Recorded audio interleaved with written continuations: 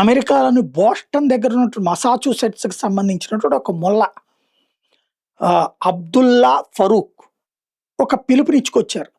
ఏమనంటే ఇస్లాం అనేటటువంటిది అమెరికాని పూర్తిగా చేతిలోకి తీసుకుంటుంది. అమెరికా ఇస్లామిక్ దేశమే. అమెరికన్సే అవతలకి వెళ్ళిపోవాలి, యూరప్ దేశాలకు వెళ్ళిపోవాలి, మీది కాదు ఇది అని ప్రకటించారు. ఈ వీడియోని హైలైట్ చేసినటువంటి ఎలన్ మాస్క్, స్టార్లింక్ అధినేత, ట్విట్టర్ అధినేత తీవ్ర ఆగ్రహం వ్యక్తం చేశారు. వీళ్ళని ఎట్టి పరిస్థితుల్లో తిప్పి పంపాల్సిన అవసరం ఉంది, వాళ్ళు ఎక్కడికి వచ్చారో అక్కడికి పంపించాల్సిన అవసరం ఉంది. చివరికి ఇదే ఈ దేవుడిని అడ్డుపెట్టి ఇలాంటి నాటకాలు ఆడేవాళ్ళు ఉండటానికి వీల్లేదు అన్నటువంటి పిలుపునిచ్చారు. దాన్ని ఇప్పుడు అనేక మంది ట్విట్టర్లో సమర్థిస్తున్నారు.